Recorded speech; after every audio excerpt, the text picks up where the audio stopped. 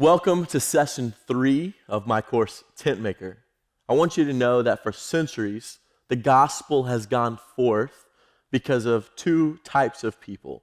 There are givers among us, and there are goers among us. Givers and goers. Givers have been faithfully giving to the work of the ministry since the work of the ministry began in the life of Christ and the work of the early church and throughout church history and as churches are planted all over the world.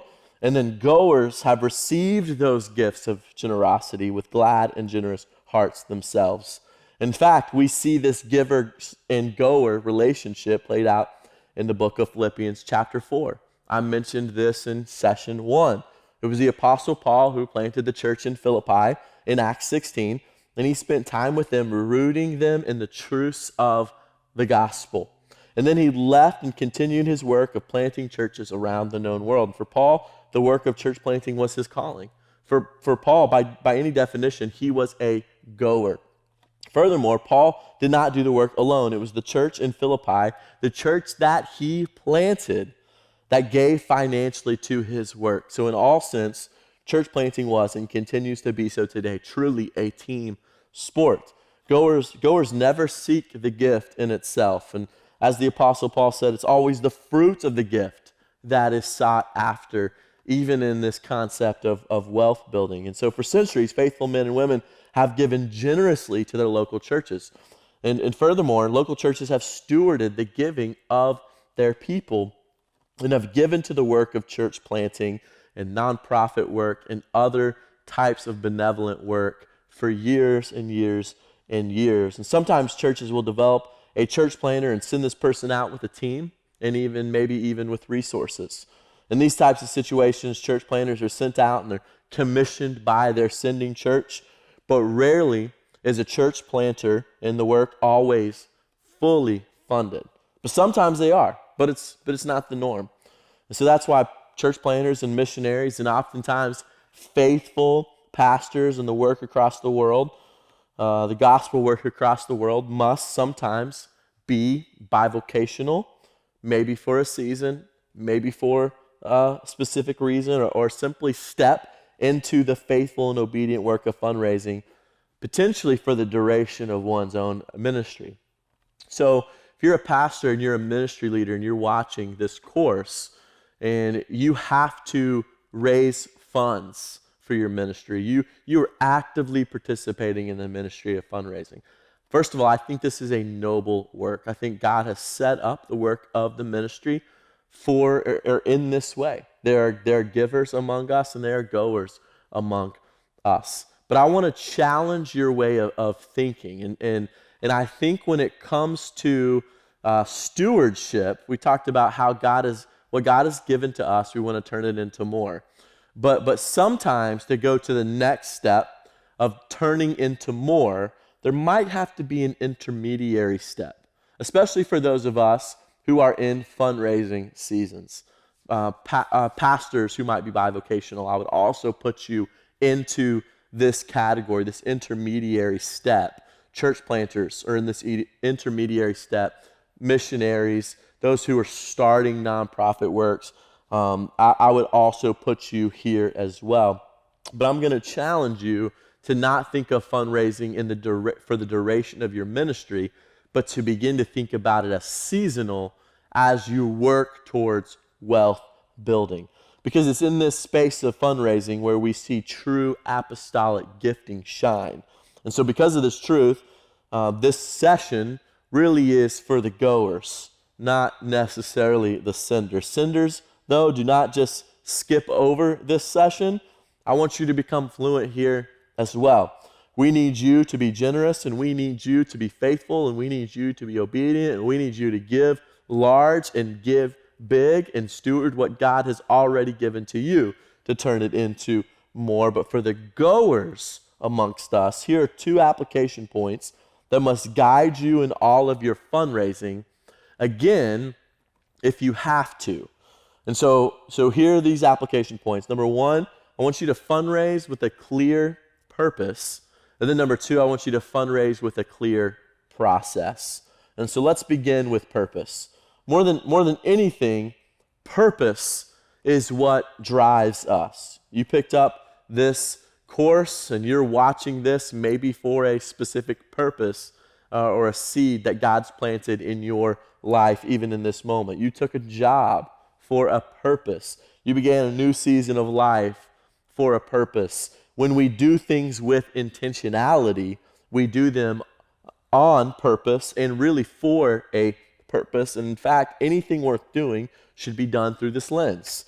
Even fundraising, even when we talk about wealth building, beginning to leave both a reputational and financial legacy to our children's children. When we talk about the world of fundraising, how much more then should we step into even this space through the lens of intentionality, knowing that God has called us to the work and he will use the faithfulness and the generosity of the church, other people, other followers of Jesus to see the work done through our obedience and our faithfulness. And so I want you to see three things, even when it comes to fundraising with a clear purpose. Number one, we fundraise for a specific reason. We fundraise only for a specific reason. That's going to be my first challenge to you in this session. So I'm going to argue in this course that we should think about fundraising as seasonal, which I'll get to in my next point. But to get to this point, I'm going to define the why, or the reason behind why we fundraise. So it must be intentional, it must be specific. For some of us, fundraising will be for the duration of our ministry. If you find yourself maybe in a really expensive Manhattan, New York, right in the center city of New York City, you might have to fundraise for a long time to make your church plant or ministry sustainable there. And if the pendulum swings also to areas of poverty, and you find yourself serving in different areas across the world that might have a different and lower socioeconomic status, you might also have to fundraise for the duration of your ministry. And if you decide to step into that, fine. But I think that is a noble calling and a noble task. But I still want to challenge you, even when you are fundraising, you can think about how to build wealth as a next step. We might be in difficult contexts, and again, that's absolutely understandable. But I want you to see here, by no means is fundraising a prescriptive way that you have to do ministry.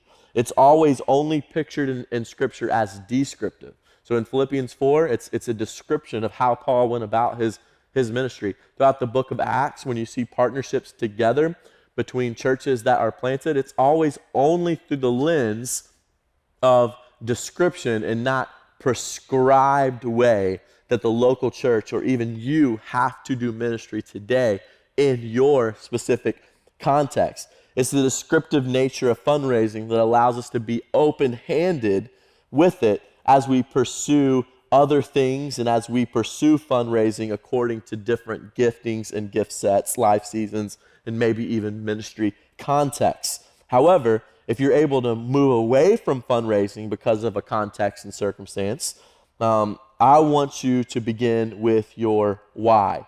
And so let me ask you two questions. Why are you fundraising? And then what is the purpose of your fundraising? Why are you fundraising to begin with? And what's the purpose of your fundraising? So as you think about defining the why behind your fundraising, do so intentionally. Maybe it's so that you can go overseas to take the gospel and advance the gospel, maybe as a missionary.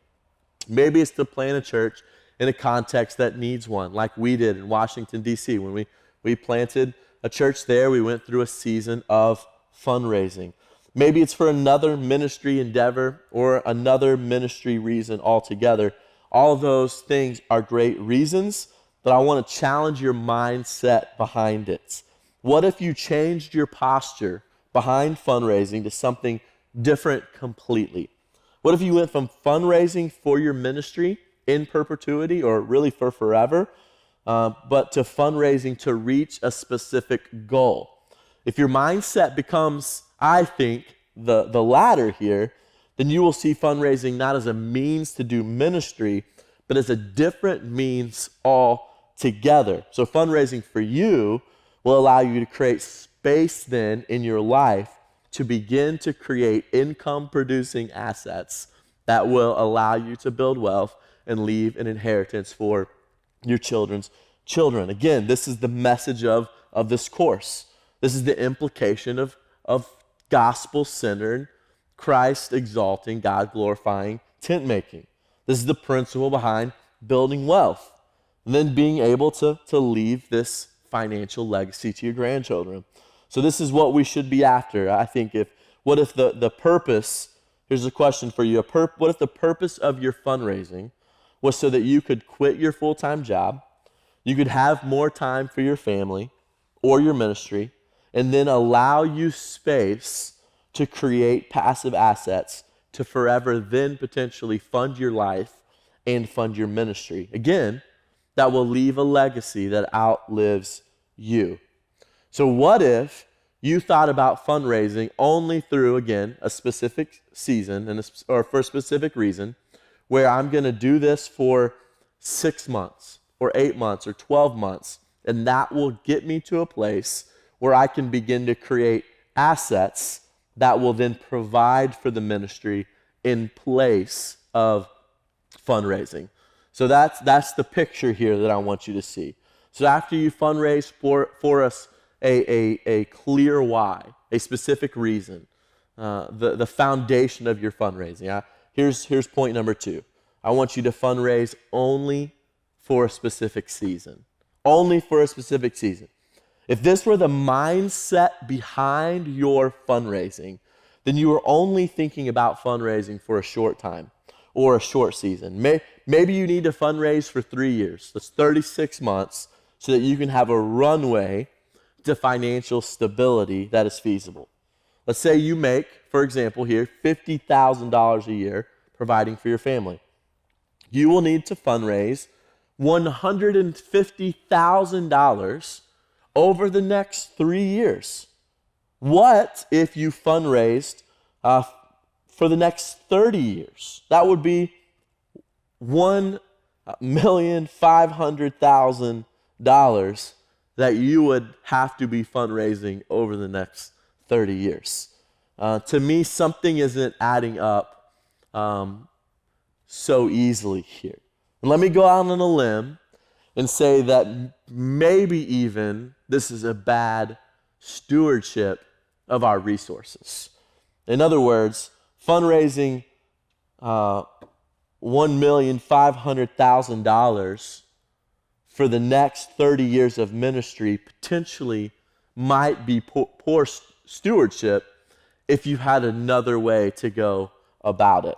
I would never suggest this or encourage you in this direction, but I want to give you an alternative. I'm not saying you have to quit doing fundraising how you've been doing it or raising, the $1.5 million that you're going to have to over the next 30 years if you make $50,000 a year. But I want to challenge your thinking and give you an alternative plan. So let me give you an alternative here. Instead of fundraising for forever or in perpetuity and using God's resources, I think not the best way that you possibly could use them. What if you fundraised $150,000 for 3 years? This is our example here. You fundraised $150,000 for 3 years, and this allowed you to quit the full-time job that you were giving all of your time toward, and instead, you now allocate your time to full-time ministry, so what you are raising your resources for anyway, and then you can allocate your leftover time to building sustainable and reproducible income-producing assets that will then fund years 4 through 30 because of that. And that then is not just funding your ministry from years 4 through 30, but it's also building you wealth over time. Think about it this way. You can go one of two paths. Path 1, time given to your full-time ministry plus leftover time given to ministry equals a forever fundraising and sustainable life. Path 2, Time given to fundraising plus time given to full-time ministry plus time given to building passive assets equals a sustainable life that now allows you to build wealth and now allows you to leave a financial legacy to your children's children. Seems like a no-brainer to me, not to mention how much more of a return your money would have after 30 years of wealth building and obtaining assets that provide for your daily needs. So biblically, I don't know if I can argue that fundraising should be done for the duration of our ministries and lives either. Again, these conversations fall within the descriptive lane for us. Paul fundraised with the church in Philippi, but he also made tents that he sold that provided for his needs. And at the risk of adding to the ministry of the Apostle Paul, friends, just for example, hear me out here. What if he gave his time to creating a tent-making business then that someone else managed, but it still provided a financial return for him instead of giving his time to only making tents? Right? It seemed like Paul didn't care about any of this at all. To live as Christ, to die as gain. I get it. But what if, right? The question is, what if? The argument could be said that he would have even more time and even more resources for the work of ministry and the planting of even more churches during his life. So regardless of speculation here, so I'm done speculating, the resources Paul had access to at the time of his ministry journeys, Paul is not here to defend himself, and really not to mention we live today in a completely different world, a world that allows us to build wealth and, Lord willing, leave a financial legacy to our grandchildren. So I also do not think I can argue here that Paul always received funds from the churches that he planted. In fact, it's really quite the opposite. In chapter 4 of Philippians, Paul says no church entered into partnership of giving and receiving except you only. And so when Paul left Macedonia, the church in Philippi sent him resources. He was in Thessalonica, the church in Philippi again sent him resources. So we have two times in Philippians chapter 4, Paul received gifts from the church. It was not ongoing. It was not every week. It was not every month. However, we do have comfort in knowing that God always provided for Paul's needs. This is Philippians chapter 4, verse 18, even without the support of other churches. And then the third reason for fundraising, when I think about how we fundraise, and we fundraise with a clear purpose. So we're fundraising for, number one, a specific reason. Number two, we're fundraising for a specific season to get us to a next step of building wealth. And then number three, we can even fundraise for others. Sometimes you're in a place where you have the opportunity to fundraise for other people.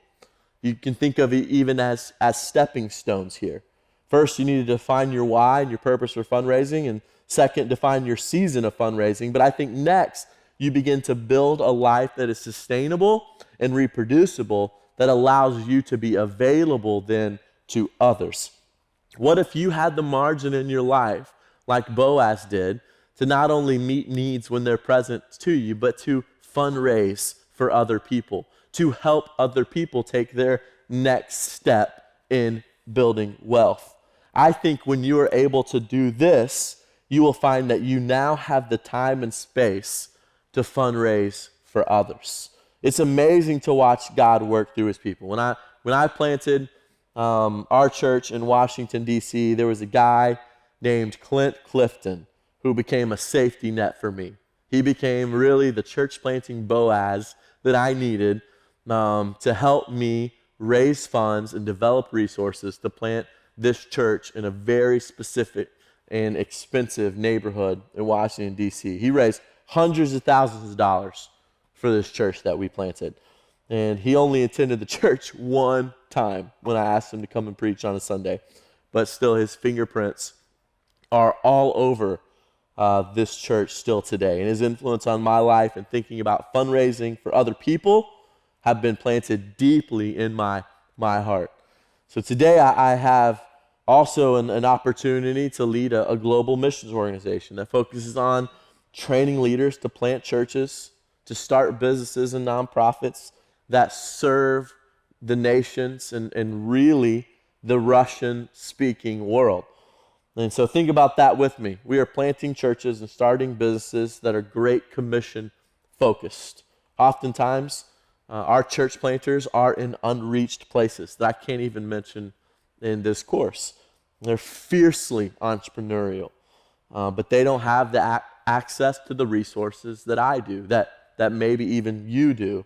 And so because of this, I have the opportunity to, and others alongside of me, have the opportunity to fundraise for them. However, we are practicing what we are preaching here, even in this course. We're not fundraising for them for the next 30 years.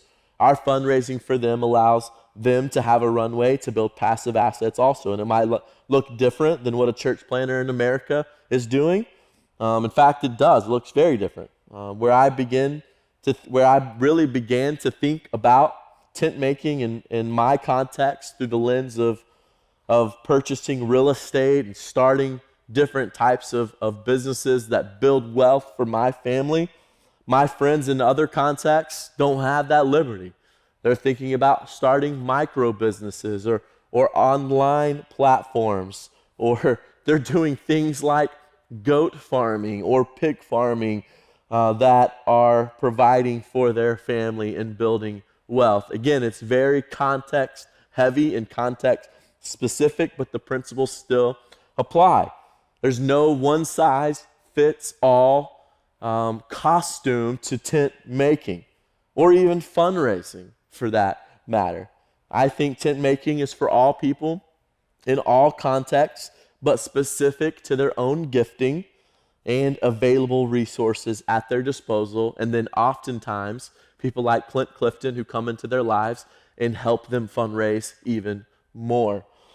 And so, if you must fundraise after that really long introduction to fundraising, if you must fundraise, then after you develop a clear purpose for fundraising, your next step to develop your process has to be developed strategically for how you will go about it. And so what I want to do is I want to give you a process for fundraising that I've used in the past during different fundraising seasons in my life. And so the first one is to identify, there's going to be several points here, but the first point is to identify your current expenses. Identify your current expenses. The very first thing you must do when you enter into a season of fundraising is to write out all of your current expenses and your foreseeable expenses in the near future. This isn't distant future, but near future. Take out a piece of paper, get out your computer, begin making your clear list, and include in this list things like savings, things like retirement, things like insurance, giving, anything that goes directly out of your bank account as an expense. Write it down in this list. And so I know that retirement and savings aren't necessarily expenses, but for our purposes here, we're going to consider them as that because we're going to be allocating resources to those specific line items. So your list might look different than my list, but I want you to take some time and build your list of expenses that are happening now and in the near future, the next 3 to 6 months kind of near future. And the next thing that you're going to do is you're going to put a value next to each item. For example, your rent might be $500 a month. Put that next to rent, and then do the same for each item that you have listed. So most of these will be pretty easy to figure out. Just look at how much your rent was, your car payment was last month, or whatever it was, or add how much you spent on food up last month, and begin to create your list of expenses. And at the end of the month, add up the total, and then you will have your total of expenses. So the first thing is to identify your current expenses. Number 2, I'm going to ask you to eliminate your waste. Eliminate your waste. After you make your list of expenses, sit down with your spouse or sit down with a ministry partner or sit down with a financial accountability partner or just a friend, I don't know, and sit down and write out what is essential, what is non-essential, and what is waste. Again, essential, non-essential, and waste. And so at every line in your list of expenses, you will have either those three words: essential, non-essential, and waste. And the next thing then, right, is to identify what it is that is waste in your life and begin to move that out of your life. You want to be able to share with your giving team as you go about fundraising that you have done the hard work of sitting down, you've created a budget, a list of expenses, you've eliminated wasted spending on things that are not either essential or non-essential right now, and you've worked to put a value amount on each line item. And when you do this, you're going to take to your giving team and even potential givers where every single dollar that they are going to give to you over the next 3 years, again, that's 36 months, where it is actually going. Number 3, define your why. Define your why. We talked about this already. But the next thing you want to do is you want to sit down and you want to develop your why for fundraising. Why are you doing it? Is it just for 36 months so that then that 37th month you can then begin to build passive assets? What is it for you? Is it so that you can have a lifetime of planting churches and not dependent upon fundraising? I don't know what that is for you. When someone asks me to give to their ministry, my first question is always how much? And my second question is always how long? How much and how long? I want to see that they've thought through an exit strategy for me. Again, if I'm going to give to your ministry, is it in perpetuity so that you're thinking about wealth building in the future? Or is it just something that a problem that you're trying to solve today?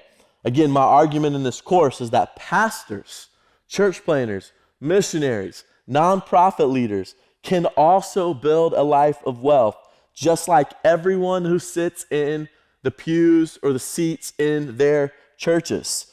Missionaries and church planners can do the same.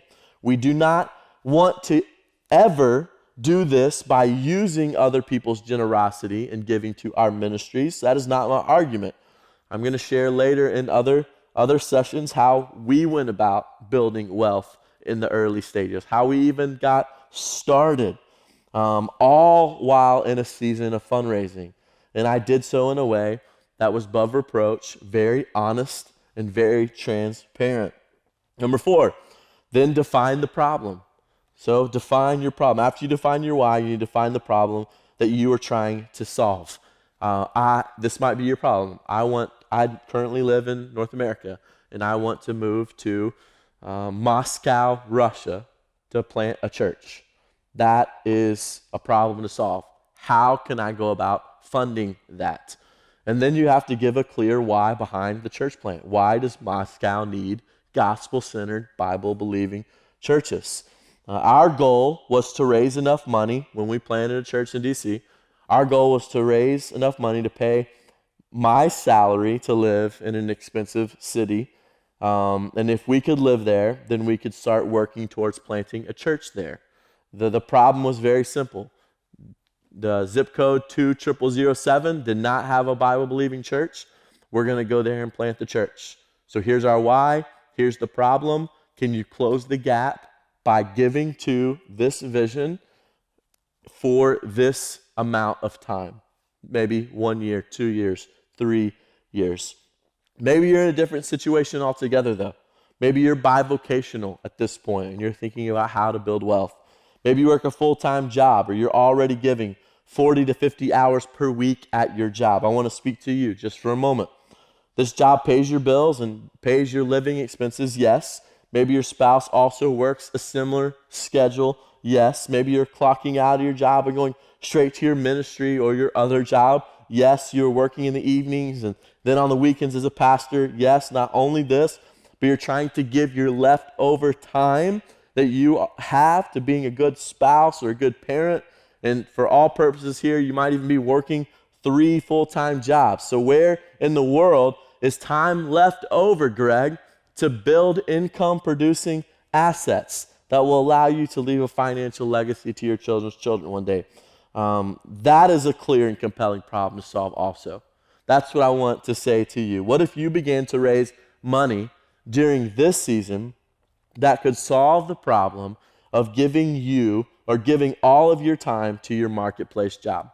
What if you had a team of people that you've recruited who are giving for a season so that you could stop giving 40 to 50 hours per week to working this other job, and you could begin doing ministry, faithfully being a spouse or a parent, and then use the time left over to create income producing assets that will one day replace your fundraising. You see the difference here? So now that it is a clear path forward and a great problem to solve, I would give generously to a church planner who had a plan like this. I would give generously to a pastor who had a plan like this. Number 5, give a clear solution. Give a clear solution. After you define the problem, then you want to give a clear solution to the problem. This easy solution for a community that does not have the gospel, we want to start a church plant there that will last maybe 100 years. That was the goal. Compelling goal and compelling vision. Maybe you're attempting to move culturally to another country to be a missionary. Just stating what you are doing is not compelling enough to raise funds. I've had dozens of missionaries in the last year, ask me to give to their ministry. Some of them have zero idea of what problem they're trying to solve. They're just trying to be faithful to take the gospel to this context. When I ask, the answer most often given is that we're going to go make disciples and see people come to faith. Well, man, get in line behind any faithful follower of Jesus, cross-cultural or not cross-cultural, public school teacher or father or mother or neighbor, whatever you're doing. That's what a Christian does. That is the work of every Christian. And I want to see the problem that you are solving. And again, I want you to show me the problem, give a clear solution, and I'm almost always ready to give when asked to give. Number 6, then create a document. So this is a very important next step for you, what I call a vision booklet, just a vision booklet. In other words, you need to put everything from steps 1 through 5 that I just talked to you about in an easy-to-read document that you can now put in front of people who you will ask to be on your giving team. This could be a simple document you make yourself, or it could be something you outsource to someone, put some money behind it, make it look nice, make it look professional, and I would suggest the minimum. It needs to have a cover page. It needs to have a compelling vision page that defines the why, the problem, and the solution. It needs to have a page defining what you are attempting to do. It needs to have a page for a giving plan, for how you will accomplish your vision. It needs to have a page defining your timeline in the season that you're asking people to give. It needs to have a page defining your list of expenses, where you've eliminated the waste. Now you have the essentials and non-essential. And then a page giving clear directions on your ask and how then this person can give. In my experience, it's always better to use something like this when asking people to be a part of your giving team. Number 7, make your list. Once you have your document, go and make your list of people. Get out your computer, get out whatever you have, and here's what I try and do. Whenever I'm trying to fundraise for anything, I make a list of 100 people and 25 churches every time. 100 people, 25 churches. I put everyone on there that I think would be in my life, that I know would be passionate about this specific thing. And I keep a list that's ongoing all the time. Now, of hundreds, maybe 1,000 plus people who have given to some kind of initiative that I've asked people to give to. I put everybody on there, and I go after the list. I pray, spend some time praying over the list, that God would prepare people's hearts for the ask that I'm about to give. And in my experience, God usually blows me away with who he uses on my giving team for whatever gospel initiative that I'm asking people now to give to. Sometimes it's exactly who I thought was going to give, and other times it turns out to be quite the opposite. But I'm always asking people to give, and I'm asking people to give in person. And so what I do is I call a time to meet, maybe over coffee, maybe over Zoom, and I present them my vision booklet that has all those things clearly defined, and then ask them to give to this vision. Number 8, I make initial contact. So I'm going to ask you to do the same. After you make your list of potential givers, contact each one of them. Here's a simple email that might say something like this. Hello, Greg. I hope this email finds you doing well. If you have the time in the coming weeks, I would love to set up a phone call or coffee meeting to share with you about what God is doing in my life lately and how you could potentially also be involved. Would you be available for a conversation? If so, what works best for you? As you can see, very short email that gets right to the point. I also keep track of my list of people and churches that have replied to this email and who has not. I usually give it a few days, and then I reach out through the email and I say another email, and I say something like this. Hello, Greg. I'm just circling back here to see if you read my email below. I know you are busy, but please let me know if you have time to connect. Thank you. And now that I've sent 2 emails, again, I give it a few more days, and if there's still radio silence, I'll follow up with a text message that reads exactly the same thing, and then after that, it's a phone call and a voicemail. And after 4 strikes, so in baseball, you get 3 strikes and you're out. In fundraising, I say 4 strikes because it's way more important than baseball. If I get 4 strikes, that's a no for me. So when this happens, I feel good about my effort. I stepped up to the plate, swung 4 solid times, and if I strike out and fail to connect, I consider this God's leading and God closing this door. No hard feelings, no foul play, but I was still faithful to ask. Number 9 is follow up. Number 9 is follow up. After the person responds to my communication about talking on the phone or having a coffee meeting, I follow up and I set up a phone call a few days out according to their schedule. I also tell them I'm going to send them an email with a few details about our conversation. So in this email, I send them the vision booklet. I never want someone to show up to a meeting or a coffee meeting or a Zoom meeting or whatever it might be and be blindsided about the ask that I'm about to make. I always want people to know they're about to walk into a meeting with me and I'm about to ask them to give financially to whatever the vision is of this current gospel initiative. Number 10, I connect in person, I cast vision, and I make the ask. Now it's time to meet in person, over Zoom, wherever it is, cast the vision, make the ask. And here's what I always do. Here's a few bullet points that I think would help you in your fundraising. I show up early, so I always get there before them. I look the part, so I dress appropriately. I bring a hard copy of the vision booklet, even though I've emailed them a PDF version of it 48 hours beforehand. And I always buy their coffee and thank them for their time. That's my rule of thumb. So whenever I meet with someone in person, I always break the ice quickly. I always thank them for coming to hear about what God is doing in my life and how they can participate in this fundraising conversation. I thank them and move toward the purpose of this meeting. And number 11, after I make the ask, I follow up again. And so after a few weeks, maybe 2 to 3 weeks, I follow up with each person with a phone call, not an email, not a text message.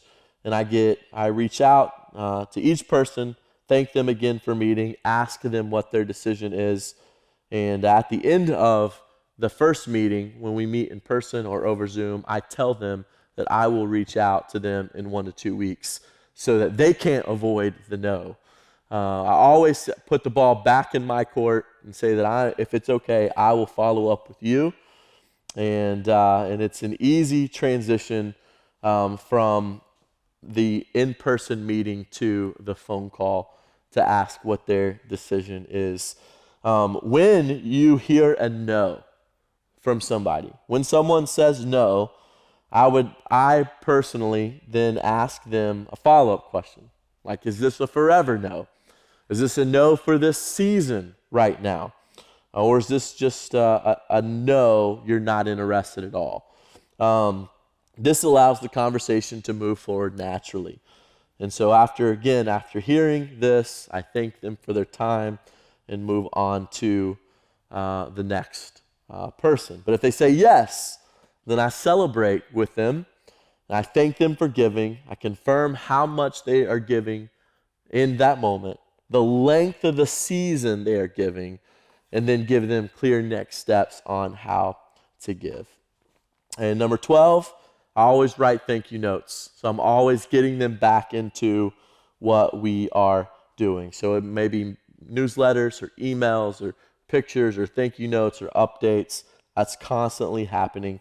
I'm thanking them for the fruit or thanking them for the gift that's producing the fruit of the gift, which is what we're all after.